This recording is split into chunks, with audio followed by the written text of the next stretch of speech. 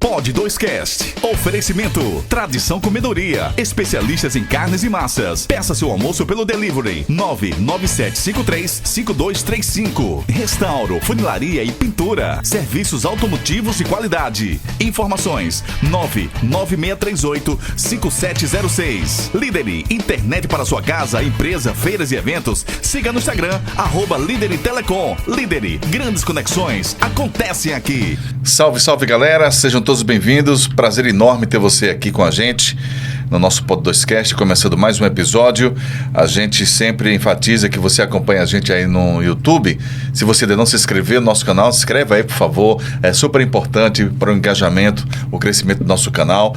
Tocar o sininho e ficar por dentro do que acontece aqui, das novidades, tá certo? E também você pode assistir, acompanhar em áudio lá no nosso Spotify. Deixa eu só dar um toque aqui antes da gente começar nosso bate-papo de hoje.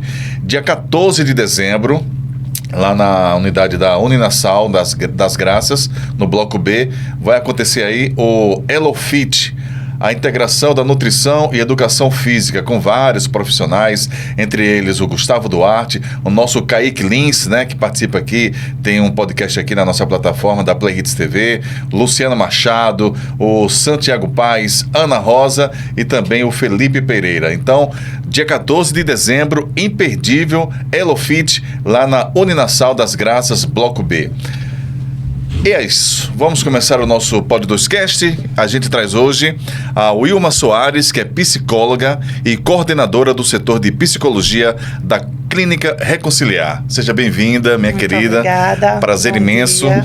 Hoje, dia 10 de outubro, é um dia super importante, né? É uma data mundial, que é o Dia Mundial da Saúde Mental. E a gente trouxe... reservamos essa data para que a gente pudesse trazer um profissional para bater um papo e falar um pouco mais sobre a questão da saúde mental. Bom dia, boa tarde, boa noite para quem estiver aí assistindo agora o nosso Pod 2Cast. Wilma Soares, Dia Mundial da Saúde Mental. Me fala um pouco a respeito dessa data. Primeiramente, bom dia, boa tarde, boa noite. Essa data, né, ela vem sendo colocada como um dia, vamos dizer, um dia D, para falarmos, né, de uma forma mais enfatizada sobre a importância da promoção da saúde mental, né? Só que hoje, especificamente, é algo mais abrangente, né? Estamos falando de uma data mundial, onde se fala a importância, né, de se ter uma saúde mental dentro de todos os habitantes do mundo, sim, né? Sim. Infelizmente, é uma pauta que não é tão abrangente na questão de falas. Existem sim, claro. Estamos em um processo evolutivo. Mas é uma coisa muito superficial ainda. Isso. Estamos em um processo evolutivo onde se vem falando sobre isso em datas específicas, como, por exemplo, mês passado teve o Setembro Amarelo. Então, se vem sim colocando em mídia, mas que não de uma forma contínua. Sim. Por exemplo, existe o mês do Setembro Amarelo, existe o mês da conscientização da saúde mental mundial, mas e os demais dias, né, do ano? Você disse, quando passa esse período, acaba, ninguém toca mais no assunto. Se toca quando se algo acontece especificamente. Entendi. Né? Algo relacionado a diretamente um processo de saúde mental. Quando deveria ser o ano todo isso aí, né? Conscientização mensal, semanal, diária. E não ficar isolado só naquele período, né? Porque se há, assim, campanhas, e dentro do processo de campanhas existem as ações. Então, no mês de conscientização, setembro, outubro, né, dessa data mundial, se há programas. Por exemplo, se coloca na mídia que se precisa fazer atividade física, se precisa fazer, contribuir para que coisas sejam associadas para o desenvolvimento da saúde mental. Entendi. Mas e o resto do ano? Como é que a gente conseguiria abordar, né? Seria de grande importância aproveitar, inclusive, essa data, né, de hoje, para falar aí para todo mundo, conscientizar. Se unir, né? Quem tem influência. Hoje estamos aí em um processo de influenciadores, né? É a era dos influenciadores. Então, assim, cadê as campanhas de influenciadores da importância da saúde mental? Até porque a gente vai abordar também sobre a questão das redes sociais, que é um dos pontos que chega a adoecer muita gente, né? E deveria usar esse canal justamente para isso, né? Para promover. Para promover, né? Uhum. Exatamente. Até porque dentro desse processo, né, falando um pouquinho sobre a mídia, as redes sociais, elas são utilizadas atualmente, infelizmente, para falar. Se alguém sofreu um acidente, está todo mundo filmando. Se alguém teve alguma questão que talvez não seja legal para uma divulgação daquele tipo, está todo mundo divulgando. Então, por que não utilizar esse canal para promover a saúde mental?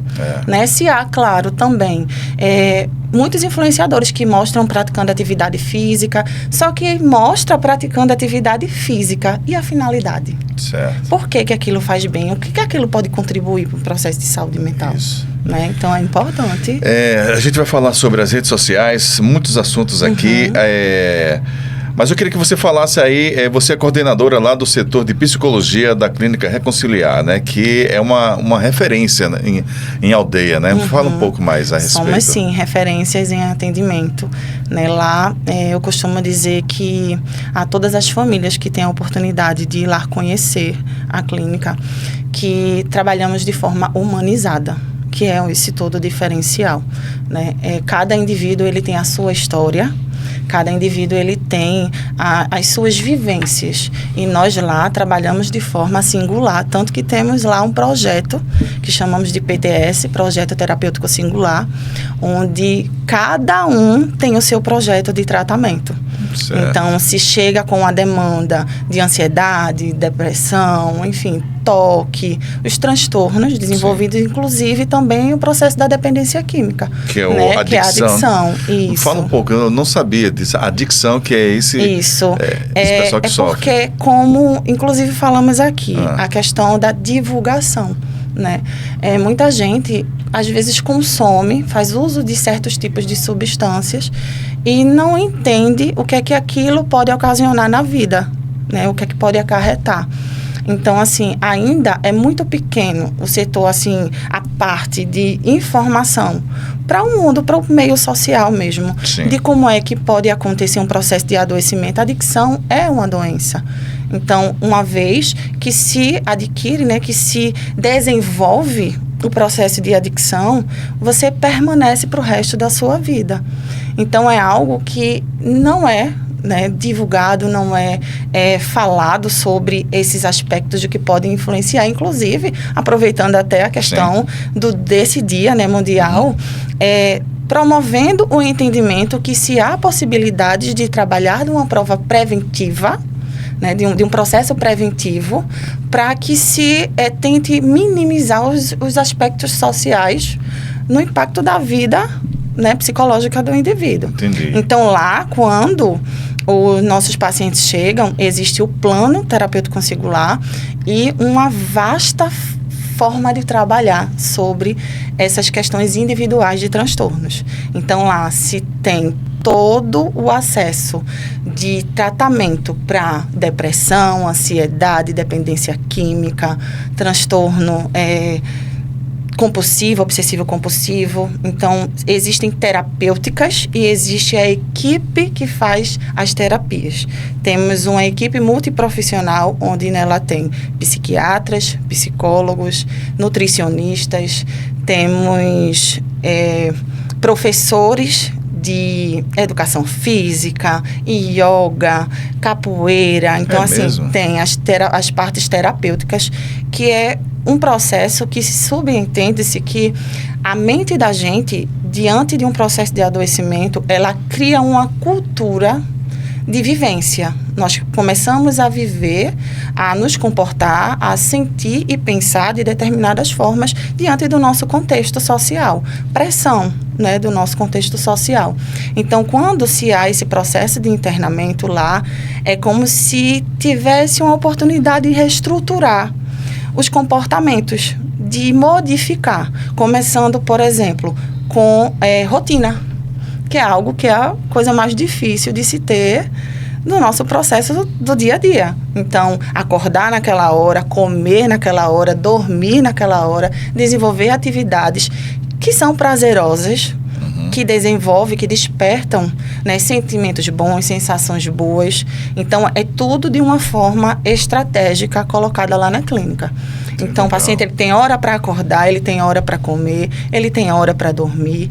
Então, isso faz com que o cérebro ele desenvolva as questões necessárias para se ter um processo de saúde mental. Mas as alas são separadas, o convívio entre eles. Eles vivem... Quem sofre com dependência química, como é que é? Fica todo mundo junto porque entendemos que são transtornos. Certo. A adicção também se trata de um transtorno. Certo. Então, as terapêuticas, elas são realizadas de uma forma geral, né, as atividades terapêuticas, as CA, os atendimentos, né, com psicólogo, clínico, psiquiatra, enfim, o corpo da equipe multiprofissional.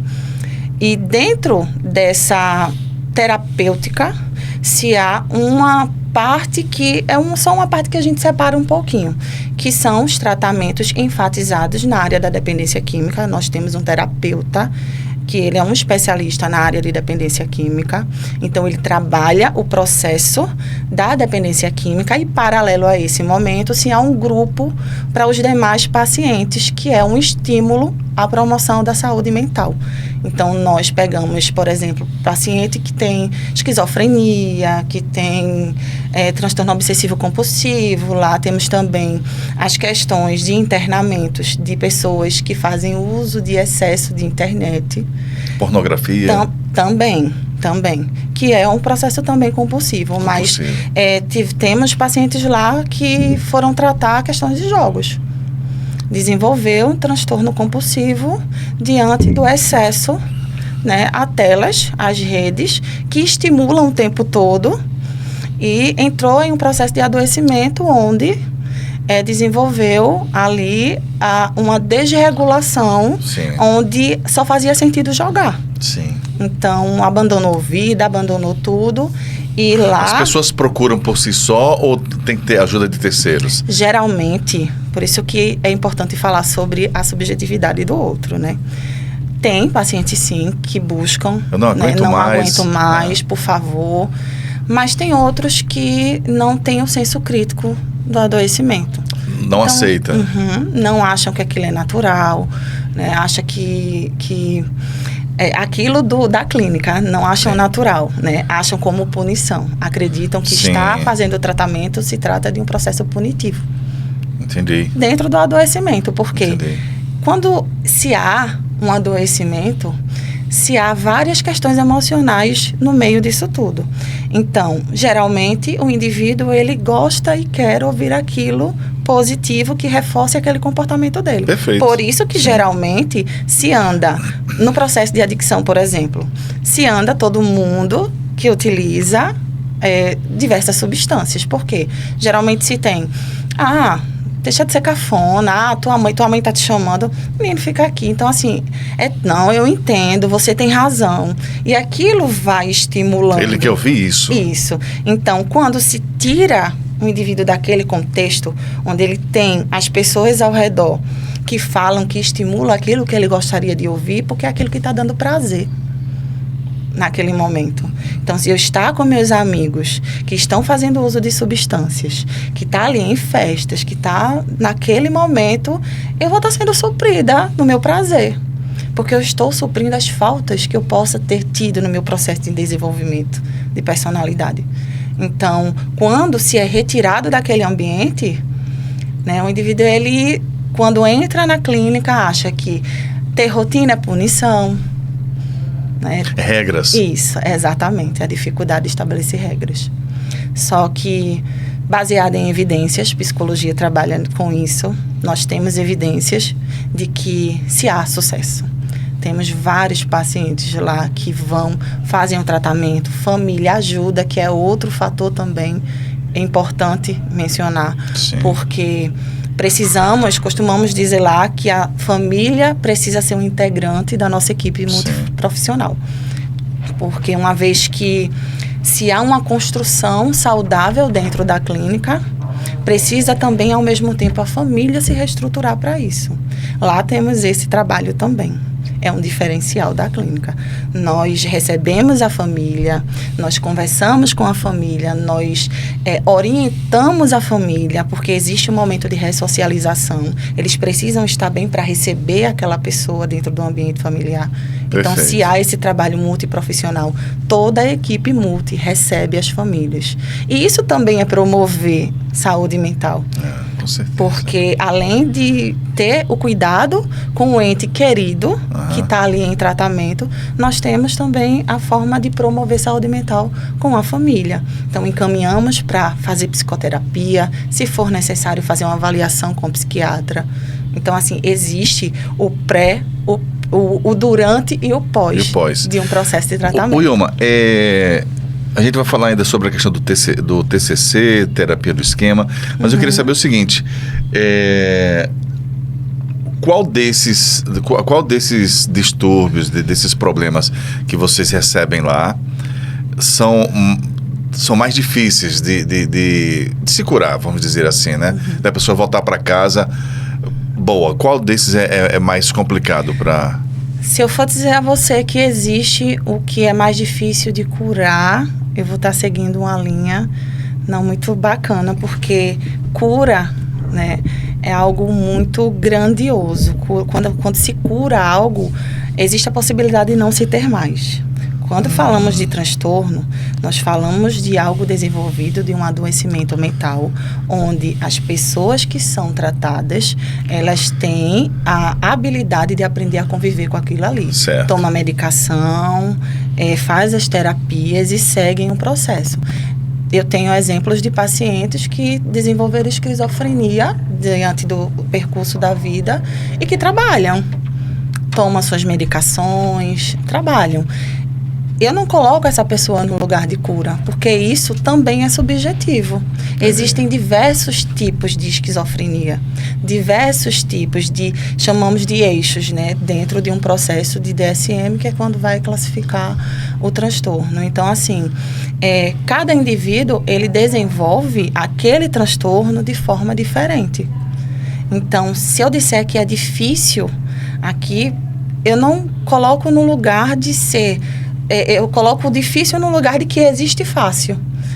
E não existe fácil nem difícil. Existe o transtorno e existe o cuidado. Entendi. Então, nós precisamos entender o sofrimento que o outro se colocou, né?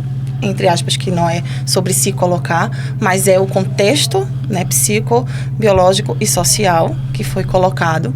Então, precisamos entender o que é que aconteceu com aquela pessoa e ajudar aquela pessoa a encontrar possibilidades de conviver com aquilo. Se chega a um momento que se vive, sim, normalmente em sociedade, porque temos essa divisão, né?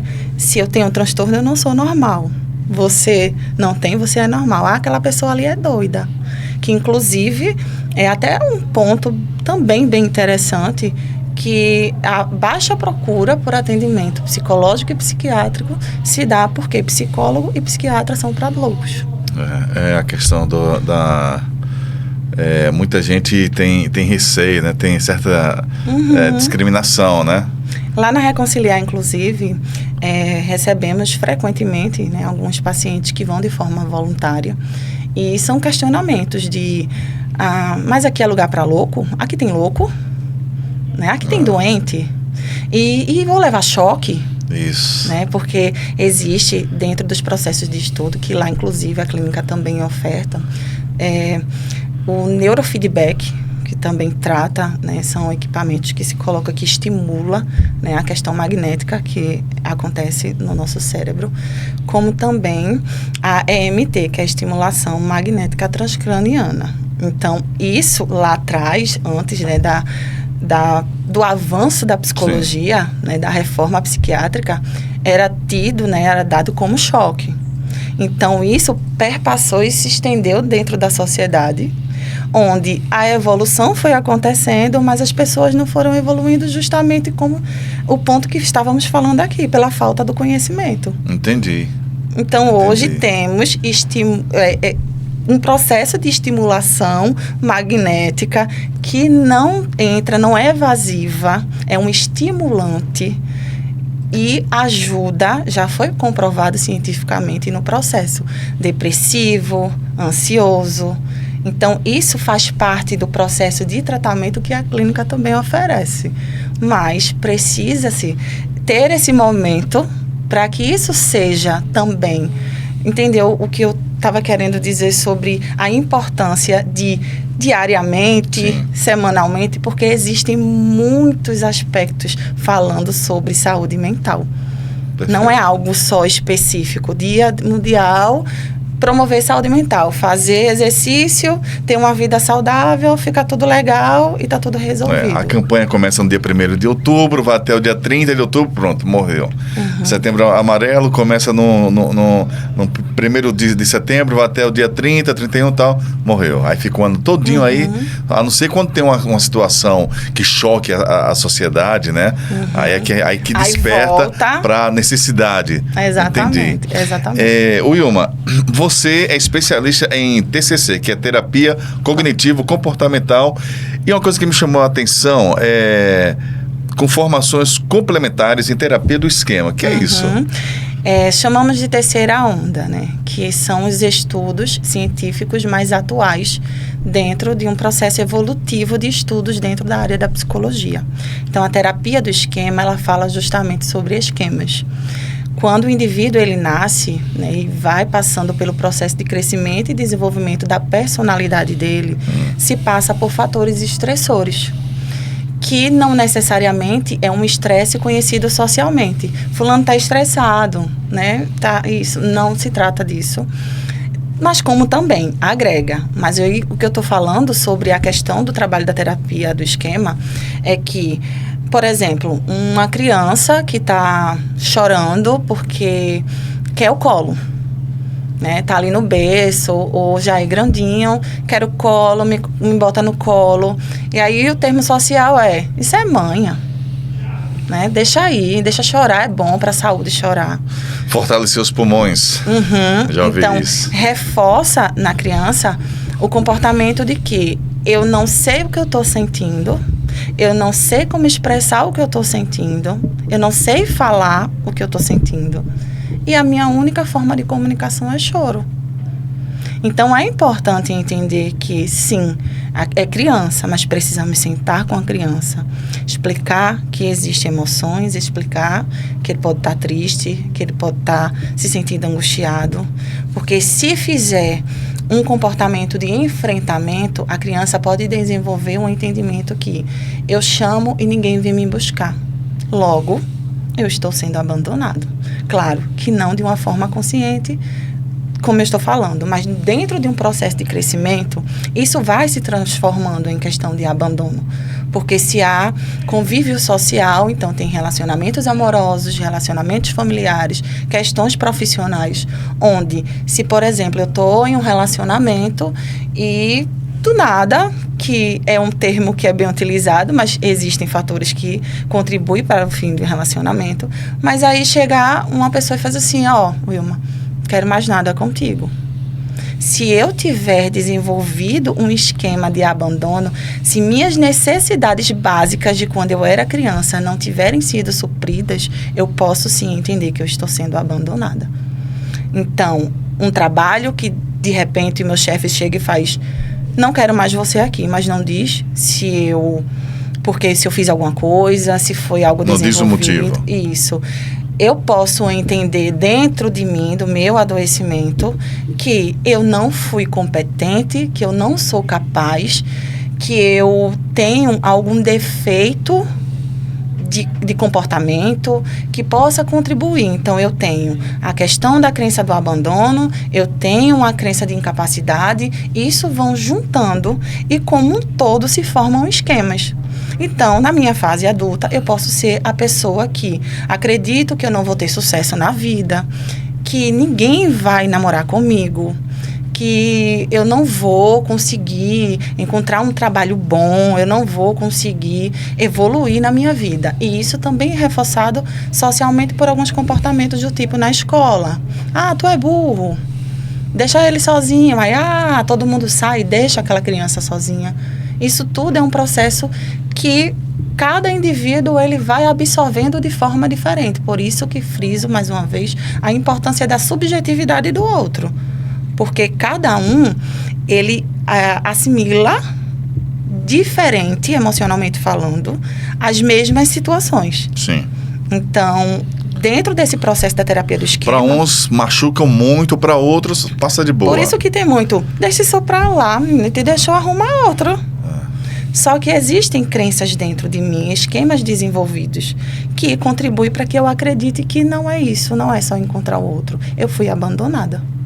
Então, se eu fui abandonada, algo de defeito tem em mim. Então, quando se trata de terapia do esquema, nós identificamos juntamente ao paciente, porque o paciente ele se torna nosso parceiro dentro do processo. Então, identificamos e juntos vamos construindo crenças adaptativas, esquemas adaptativos. Então, vamos nos adaptando às situações que nos aconteceram. E isso dentro, claro, de um processo terapêutico, né? Onde cada indivíduo ele tem o seu tempo para que entenda. Porque também não se torna tão fácil para quem está do outro lado entender que acontece isso e pronto, entendi, ok, mas não, peraí. Acho que não é isso. Então, se há um trabalho para que desperte no outro o sentido daquilo ali. Entendi. Então... Olha, a questão da saúde mental, né? Voltando aí para essa... Mas antes, eu queria saber, o Wilma Soares, o que te levou a entrar na psicologia? Né? O que você fazia antes? Você já tinha curiosidades na questão da mente humana? Me fala um pouco da Wilma Soares. É tão interessante que hoje eu digo para os meus pacientes assim... Eu amo o que eu faço. É porque você fala com brilho no olhar mesmo. Eu amo o que eu faço. Eu amo o cuidado com o outro. Né? E lá atrás, eu fui vendedora de roupa, eu fui recepcionista e fui trabalhar em uma empresa onde eu era recepcionista e surgiu uma oportunidade de trabalhar no RH da empresa, mas eu não tinha curso, não tinha nada. E fui estudar, me formei na área de recursos humanos, também sou formada na área de recursos humanos. Só que eu fui por um objetivo, trabalhar na área de recursos humanos, da empresa que eu trabalhava. Fiz o curso. Quando eu entrei na área do estudo de RH, tem uma cadeira da psicologia. Só que ainda a minha mente estava entendendo que eu queria a área organizacional. Me dediquei à área da psicologia organizacional. Quando terminou o curso, aquilo foi mexendo comigo. Eu fui olhando mais, vendo as possibilidades. Tem psicólogos escolares, tem diversos, é muito amplo a área da psicologia. E eu fui, será uma possibilidade, né? Entrei na faculdade de psicologia, juntamente com um grupo de 5 amigas. Do trabalho? Que foi do curso de RH. Nós nos conhecemos no curso de RH. Porque o RH realmente é a parte humanizada da empresa, né? Que trabalha, que atende os problemas, né? Isso. E eu acreditei que dentro do contexto adoecedor das empresas, eu conseguiria fazer a diferença na área da psicologia nas empresas. Só que aí eu entrei, fiz o curso de psicologia e depois do processo, claro, vamos, né, abrindo, ampliando a nossa forma de pensar, eu percebi que se eu ficar dentro da empresa, eu só vou conseguir ajudar as pessoas que estão dentro da empresa. Num processo de adoecimento dentro da empresa. Certo. E por que não também cuidar das pessoas de outras empresas? Certo. E ainda assim fechada para a questão de organizacional. Corporativa. Quando eu finalizei, já estava no finalzinho do período de psicologia, tive que decidir se eu ia para a área social, que era organizacional, ou se eu faria o estágio na área clínica. Como eu já sabia que eu queria organizacional, fui para a clínica só para ter a experiência do estágio. Comecei a atender. Ali acabou. É isso que eu quero. Ali acabou, porque assim, quando eu me dei conta, quando eu tive meu primeiro paciente, que eu sentei, que eu vi o sofrimento, que eu sabia que eu tinha habilidades para ajudar o indivíduo a sair daquilo ali, eu disse, é isso que eu vou fazer para o resto da minha vida. E qual foi o primeiro problema que você atendeu? Foi um transtorno borderline. Borderline, que é muito comum hoje, né? Comum. E foi bem desafiador, porque foi minha primeira. Você ainda estava verde, né? Vamos dizer Isso. assim, né? Mas assim, tive um respaldo de supervisões, Sim. mas o desafio me ajudou a acreditar, fortalecer mais ainda a ideia de que eu tinha habilidades, eu tinha como ter ferramentas para ajudar aquela pessoa a sair daquele sofrimento. Porque é muito sofrimento.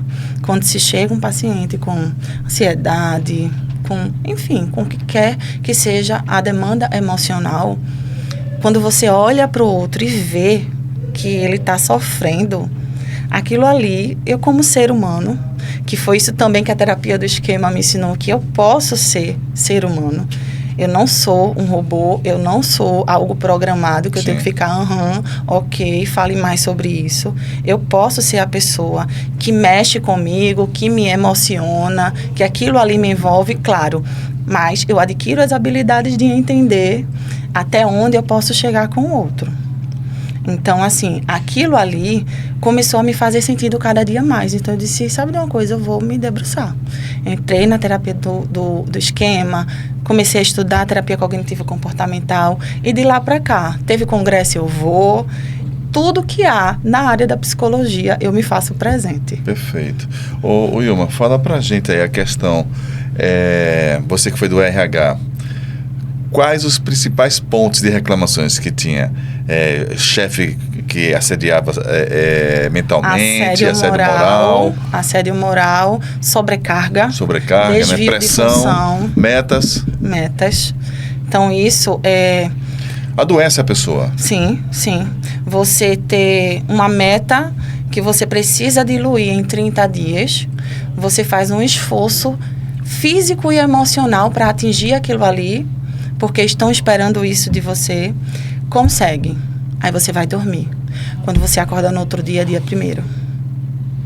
Então, você tem que começar tudo de novo. Esse negócio de meta, eu sempre fui meio contra, velho. Então, isso é um processo adoecedor. Porque eu tenho a carga de entendimento que eu preciso cumprir a meta, mas também eu tenho alguém que está dizendo, cadê? Por que tu faz direito? Tem alguma coisa que tu tá fazendo errado. Não tá dando certo. Então, assim, imagina um indivíduo num contexto onde já tem as questões pessoais, fora do ambiente de trabalho. Ninguém sabe o que é que se passa, questões financeiras, relacionamentos. E aí eu vou com aquilo ali, não se tem como separar. Não se tem como eu trabalho, eu na minha família, sou eu, onde eu estiver. Eu consigo racionalizar, entender que eu posso não levar falas do que eu já estou sobrecarregada para o meu trabalho, nem vice-versa, nem para o meu pessoal. Mas eu sou uma pessoa só, eu estou sentindo, é o meu sentir. Eu também costumo dizer sempre aos meus pacientes, quando você me traz o teu sofrimento, eu imagino o que tu estás sofrendo, mas só você sabe o nível do sofrimento. Então, assim, às vezes as pessoas elas tentam dizer, eu estou sofrendo muito. Eu não sei nem como te dizer como é que está o meu adoecimento, porque são muitas coisas. Digo, eu imagino. Eu só não estou sentindo o que tu está sentindo. Mas eu posso te ajudar. Então, assim, Agora, para isso, é preciso que você me ajude a ajudar você. Exatamente. Também costumo dizer que existe um caminho de porcentagem. Eu vou e você vem. Sim. Eu preciso entender até onde eu posso chegar. Mas você precisa me ajudar. Né, eu ajudo quem quer ser ajudado. Exatamente. Né? Ainda quem não quer, eu ainda insisto um pouquinho. Porque, Wilma, voltando ao que a gente estava falando, a questão Porque tem pessoas que estão num determinado fundo do poço, vamos dizer assim, né? Mas que quer ouvir o que ela realmente... Ela quer ouvir o que ela quer ouvir. Assim, ela não quer ouvir ao contrário. Que você pode, que você é forte, que você consegue sair. Que você é responsável. Você é responsável. Só depende de você. Ela não quer isso. Ela quer, assim, na minha ignorância... Que resolva, né? Os seus problemas. Ela quer ficar naquela zona de conforto. Exatamente. Chega muito paciente que faz assim... Aconteceu isso. Tá, pronto. E agora? Eu quero que você me diga o que eu preciso fazer. Opa, calma. Infelizmente, não se tem uma receita de bolo para eu dizer, assim. Coloque tanto as colheres e tal. Não é uma resposta Você exata, precisa assim. entender o que é que está te acontecendo e se responsabilizar por isso. Chamamos de enfrentamento. Em sessão, realizamos enfrentamento, sim, com o paciente. Wilma, a gente... Aliás, nosso querido Fernando está aqui, nosso... Estamos juntos. Tudo bom, Fernando? Outro convidado que passou por aqui com a gente, que você também trouxe, gente boa demais, e a gente falava sobre a questão dessa nova geração. E a gente costuma dizer que é uma geração doente, né? Assim, porque, assim, não é geração doente, mas, assim, muito, muito frágil para ouvir um não. E é um motivo... Tolerância, né? E é um motivo de desabar moralmente. Isso também tem a ver com as redes sociais, que a gente vai tocar no assunto agora, né? Que vem adoecendo muito, a internet é maravilhosa, né? Mas traz um combo também nocivo à sociedade, não é? Eu queria que você falasse um pouco. A nova geração, como se diz, vem carregada de imediatismo. Impaciência. Impaciências diante do imediatismo. Perfeito. Né? Eu quero, eu tenho. Sim. Quando eu não tenho, eu me frustro. Sim. E essa frustração me leva a comportamentos. Então, assim, dentro das telas existe uma ampla perspectiva. Dentre elas, o que eu observo mais frequente são 3 pontos. O primeiro, vídeos curtos. Os vídeos curtos, eles influenciam diretamente no processo de adoecimento. E esse conteúdo é geralmente consumido em maior quantitativo por crianças e adolescentes. Então, é uma sede que dá o imediatismo. Se eu tenho na minha mão algo que eu tô passando e tá vindo para mim na hora, a internet falha, já me causa irritabilidade. Cadê a internet? O que aconteceu? Será que pagou? E isso vai me tornando uma pessoa que eu quero que as coisas aconteçam na hora que eu quero. E quando não acontece, porque quando eu saio da tela que vou para o mundo real, as coisas não acontecem do jeito que a gente gostaria, no momento que gostaríamos. Então, isso me gera frustração, irritabilidade, comportamentos, às vezes, de agressividade. Eu tenho estudos de crianças que, ao dormirem, elas começaram a passar dormindo. Olha como o cérebro já está condicionado àquilo ali. E os pais, né, para se ver livre de qualquer choro, de impaciência por parte da criança, dá logo o celular para... Porque estamos em uma era também da questão digital. Porque se o adulto, ele está ali consumindo a rede social, ele quer também tranquilidade para se concentrar ali. Então, eu dou ao meu filho também, fica todo mundo lá. Então, é um processo adoecedor, claro, dentro dos aspectos, cada um dentro da sua fase. Criança, geralmente, está associada aos vídeos curtos, né? Adolescentes, acrescenta a questão da rede social, que é o outro ponto também que eu enxergo, que eu venho percebendo de demanda grande, o adolescente que está consumindo especificamente Instagram, que é uma vida ideal, é o meu eu ideal. Tudo que eu sonhei em ser, tudo que eu sonho, que eu construo para mim, tá ali. E dentro dos meus seguidores, né, e quem eu sigo, tem pessoas que são próximas. Acho tão prepotente essa coisa de seguir, né? Eu tenho tantos mil seguidores, acho uma prepotência. Porque eu tenho tantas pessoas olhando o que eu faço. Eu sou referência. Exatamente. Né?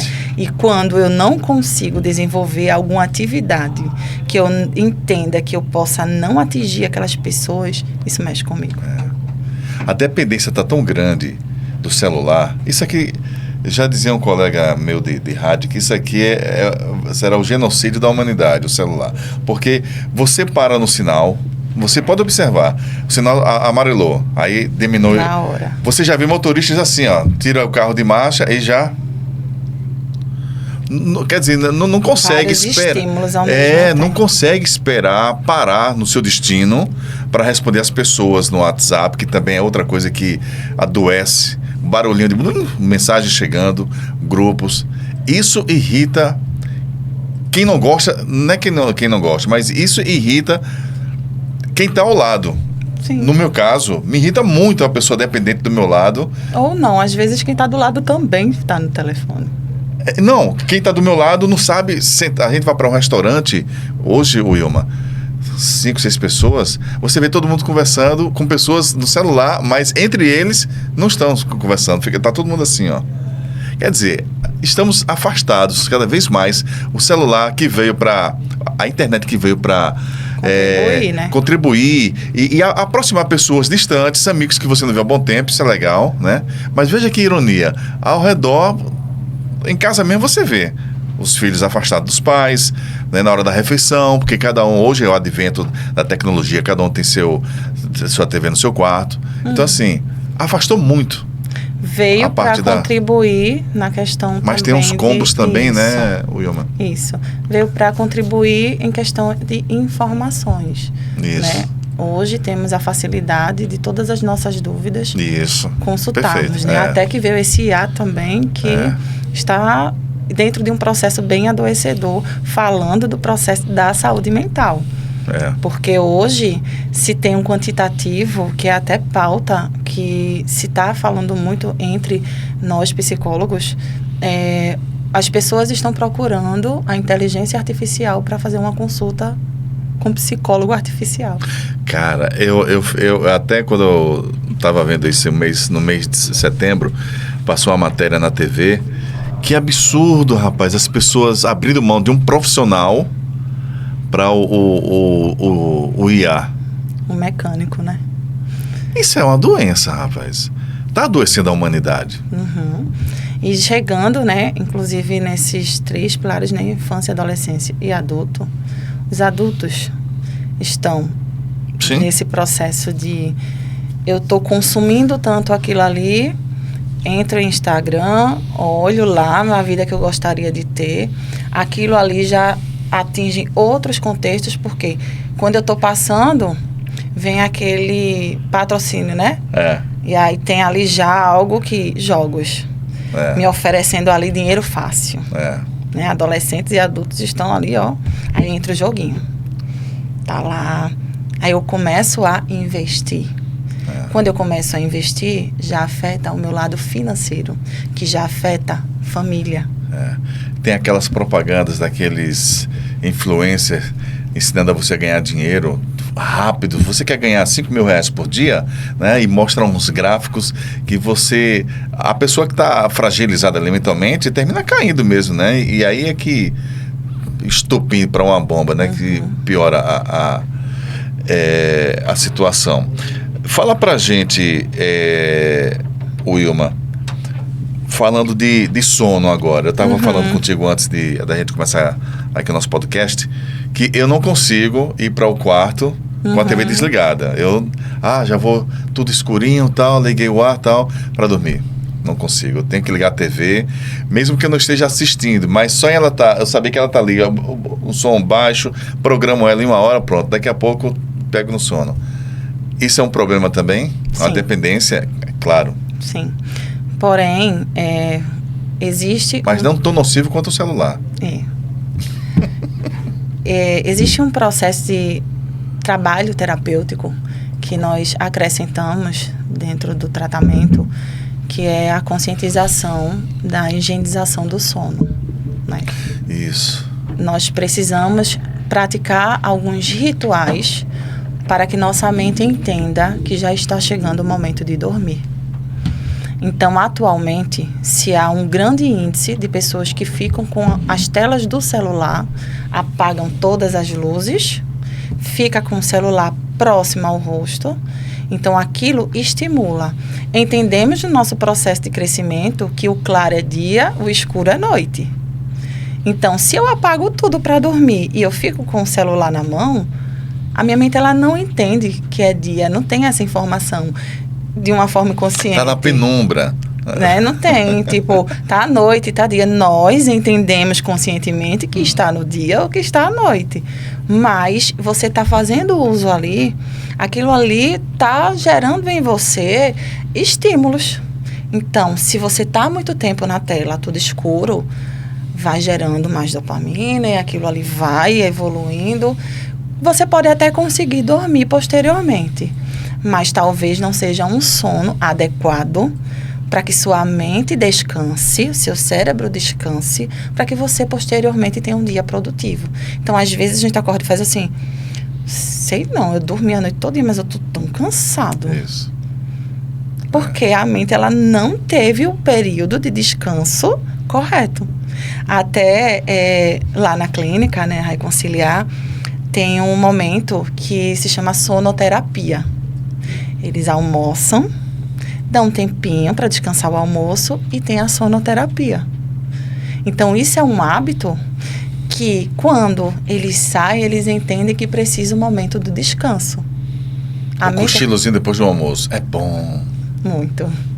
Só que, e é saudável, né? Isso. Só que, infelizmente, né, não é todo mundo que tem acesso a essa possibilidade. Mas podemos encontrar estratégias para adequar esse momento. Se eu não consigo ter a sonoterapia durante, né, após o almoço, durante o meu dia, o que é que eu vou fazer? Quando eu chegar em casa, eu vou praticar, né, determinadas atividades, fazer o que eu preciso fazer, me recolher o mais cedo que eu puder, porque o que eu não pude fazer durante a tarde, eu vou tentar recompensar à noite, que dá um maior tempo de descanso da mente.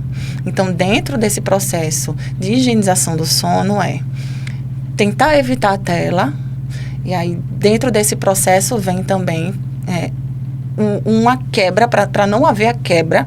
A partir de hoje você não vai, depois de anos dormindo com o telefone, você a partir de hoje simplesmente não vai pegar no celular. Isso pode gerar ansiedade. Então, vamos de uma forma gradativa, incluindo possibilidades para que o indivíduo comece a se acostumar com aquela atividade.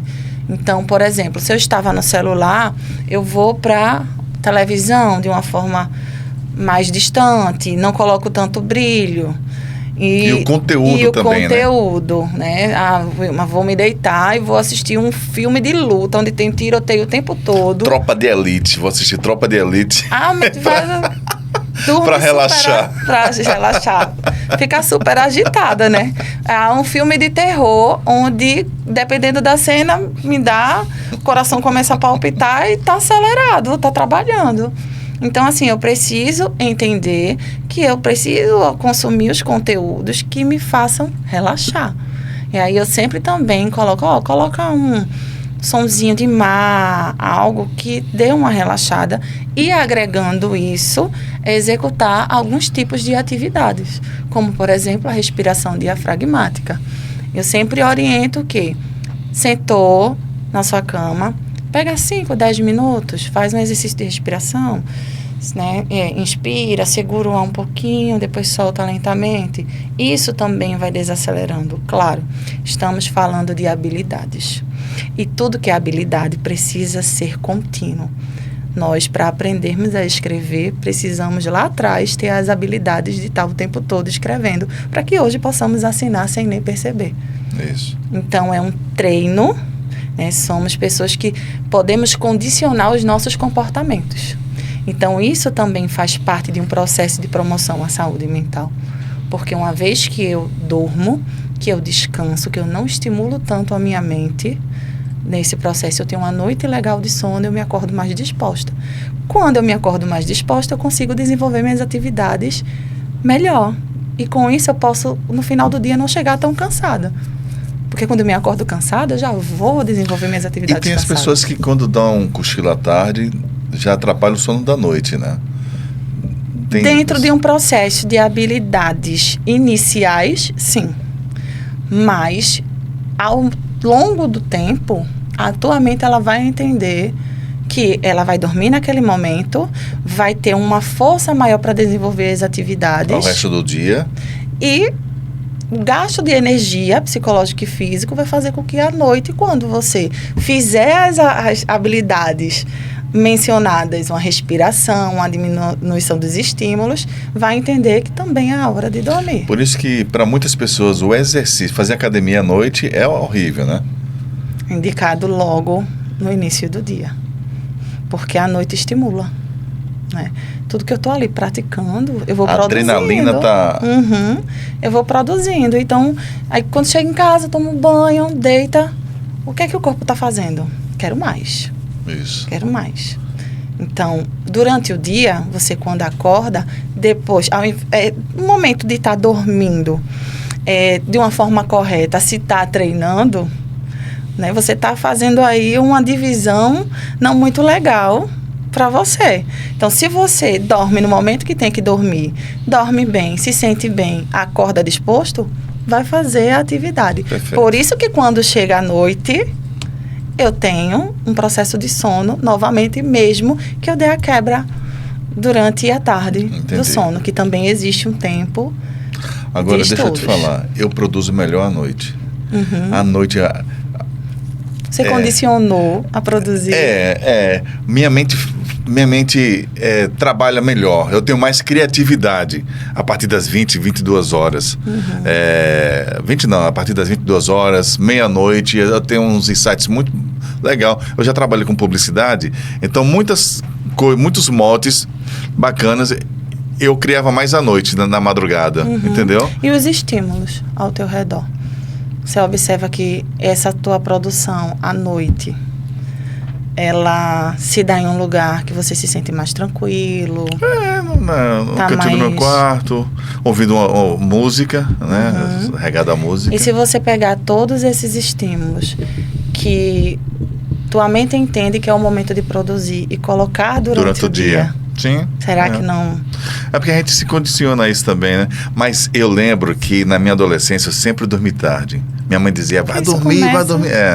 Já é uma coisa muito de lá de trás. Vivemos em um mundo, né, contemporâneo que tem costumes sociais. É muito natural. Se você entrar na rede social de madrugada, sim, de pessoas nas redes sociais. Interagindo. Tanto que se tem os horários, né, para postar. Que é o horário onde geralmente as pessoas estão e vão conseguir notar você. Isso também é uma necessidade, né, que construída humana. Então, a madrugada também é um momento que já foi colocado que seria legal postar, porque tem muitas pessoas consumindo aquele conteúdo de madrugada.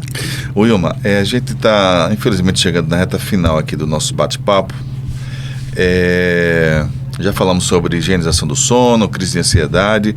Agora, uma coisa que eu queria falar contigo sobre a questão do luto, né? Existem profissionais, psicólogos, psiquiatras que tratam só desse assunto? Existe sim. Cada profissional, ele se identifica com determinadas áreas dentro da psicologia e busca se especializar na área. Então, assim como tem profissionais especialistas no luto, existem profissionais especialistas em borderline, existem profissionais especialistas em depressão e ansiedade, existem profissionais para todas as áreas. Então, existe sim que trabalha o processo do luto, né, de uma forma mais enfática. Claro, durante o processo existem outras vertentes que vão surgindo dentro do processo do luto, mas o especialista na área do luto, ele tem as habilidades, os manejos para ajudar o outro a atravessar por fases. Nesse momento. Porque quando se há um processo de luto, se há fases do luto. Então, cada pessoa, ela passa por fases diferentes, em momentos diferentes. Por exemplo, existe uma fase chamada negação, onde às vezes quem está nessa fase, ela perpassa durante muito tempo, ou médio, ou pouco, depende do pedido de ajuda, que isso influencia diretamente no fortalecimento da compreensão da negação. Quando eu entendo o que de fato acontece, eu caminho para uma possível aceitação, mas não a aceitação de aceitei, pronto, tá tudo bem, vou seguir minha vida, mas tirar a dor e dar lugar à saudade, uma saudade consciente, uma saudade que falar daquela pessoa, Você pode até chorar, lembra. mas um choro com sorriso. A Uma falta saudade existe, boa. são emoções, certo. Uhum. né? Emoções não temos como tirar, É. mas temos como administrar. Então, dentro de um trabalho com um especialista na área do luto, se há um caminho para que possa se ajudar a dor e o sofrimento do Aquele outro. momento de não vou olhar nada, fotos. No caso, é o inverso, né? Tem que olhar mesmo para você ir, não sei, se acostumando. Né? Para que você entenda e construa momentos bons. Porque a saudade é isso. Quando falamos, fulano, né, viveu uma fase muito boa comigo, brincava comigo, eu construo um mural de lembranças positivas.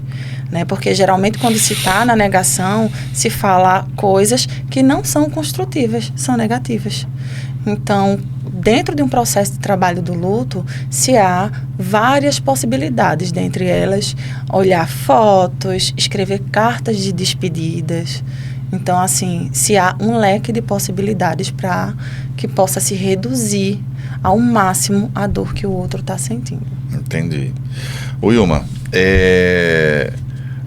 você faz parte, né, do quadro lá da Reconciliar, que fica em Aldeia, né? Isso. E como a gente pode te achar nas redes sociais? Você é ativa nas redes sociais ou não? Um pouco. Eu sou fraco também. Um pouco. Porque eu tenho um leque, né, de pacientes que já vem com grande quantitativo por indicação. Hoje, 99% dos pacientes que eu atendo vêm por indicações. Certo. Então, eu não consigo ativamente estar nas minhas redes sociais, mas eu sempre estou. Certo. Eu não consigo, assim, estar diante das demandas, né? Porque eu prefiro estudar mais Sim. sobre as situações que eu possa ajudar os meus pacientes do que estar em rede social. Sim. E isso também não me Mas você isenta. atende as pessoas através das redes sociais, sim. Sim. Sim. Procuram, falam no direct, respondo. Eu estou falando da ativação na questão da frequência Sim. de postagem, né? Porque dependendo Vou aí do almoçar profissional, agora, doutora. tem ali O Wilma Soares vai várias... postar um prato, assim, de que ela vai E almoçar tem agora. várias coisas, assim, stories, né, ali. Não sou tão ativa nesse sentido. Sim. Mas estou presente. O momento que alguém falar comigo ali, me pedir ajuda, eu estarei lá. Entendi. Estou sempre presente nas minhas redes sociais. Entendi. Doutora, qual você falou, o teu primeiro caso que você atendeu foi síndrome de borderline. Borderline, transtorno de borderline. O transtorno, né, de borderline. É uma coisa muito comum hoje em dia, né, nas empresas, que muita gente desenvolve isso aí, né. Tem gente que tem isso e não sabe? Sim, porque dentre tantos sintomas, né, um sintoma frequente que se há é a impulsividade. Então, pessoas que desenvolvem, né, que entram no contexto do transtorno borderline, ele é muito impulsivo, ele primeiro age para depois sentir. Então, é muito difícil, eu ajo, eu me comporto, depois eu sinto, só que eu me comportei de uma forma tão confusa que o meu sentir, ele ficou de uma forma exacerbada. Então, muitas vezes eu não consigo racionalizar. Eu só sinto culpa pelo meu comportamento, mas o que me levou a ele é muito difícil. E vou agindo e cada vez agindo mais, até que chega um momento de exaustão e se há uma queda, porque a mente ela não aguenta tantos picos, né, de ansiedade, de comportamentos de impulsividade. Então, é nesse momento que, por vezes, se procura ou algum ente querido percebe que isso está fugindo dos comportamentos daquela pessoa que acontecem naturalmente e pedem ajuda. Então, eu também recebo muito contato de pessoas que, Wilma, estou com minha filha que está agindo assim, porque é tudo informação. Também não se há uma área informativa sobre os transtornos. O que se fala mais é depressão e ansiedade, que se está até tendo como uma frase como o mal do século. É o mal do século, a doença do século. Isso, né? Então assim, e vem de fato aumentando de uma forma significativa, principalmente depois da Covid. Isso. Né?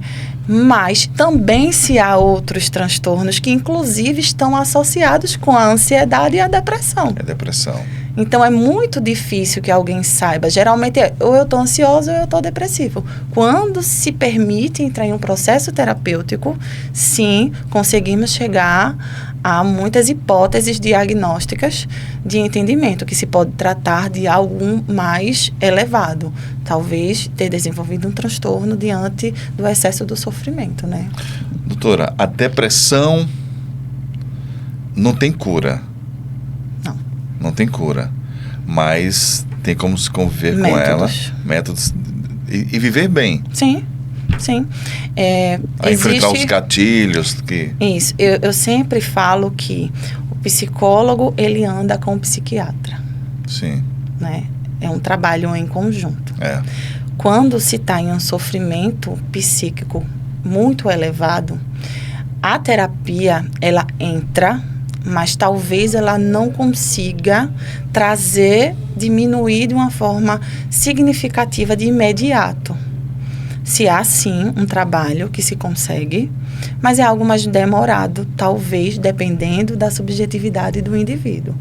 Quando se há que é outro ponto, né? A sociedade traz muito, eu não vou tomar remédio porque medicação é coisa de doido, né?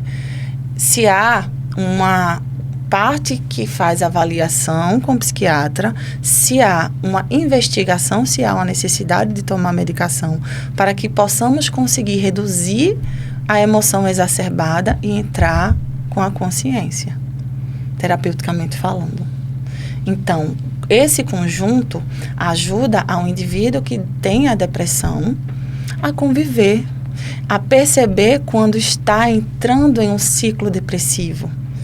Um dos principais sintomas é o isolamento social. Sim. Se eu estou me isolando, se eu sou uma pessoa comunicativa e estou me isolando, então alguma coisa... Então, dentro do tratamento de um processo terapêutico, eu vou encontrando estratégias para aprender a me reconhecer, que é o processo de autocuidado. Eu sei quando o meu corpo está me sinalizando que não está legal. E com isso, eu busco ajuda para aprender a lidar com aquilo ali. E eu vou convivendo. Trabalho, desenvolvo minhas atividades diárias, atividade física, boa alimentação, né? Que também contribui muito, uma boa noite de sono. Buscar ajuda de profissionais que são especialistas e habilitados para que possam resolver, não a inteligência artificial.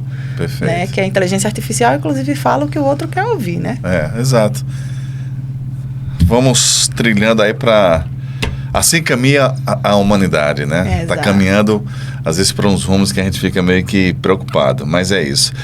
Deixa eu só pontuar mais uma vez aqui, o Hello Fit, esse evento que vai acontecer dia 14 de dezembro, lá na Uninasal das Graças, a integração da nutrição e educação física.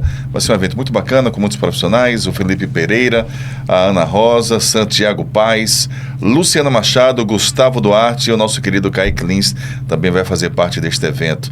Anote aí na sua agenda, dia 14 de dezembro, Elofit, na Uninasal das Graças. Gente, foi aí. Doutora Wilma Soares, psicóloga, muito obrigado pela tua presença.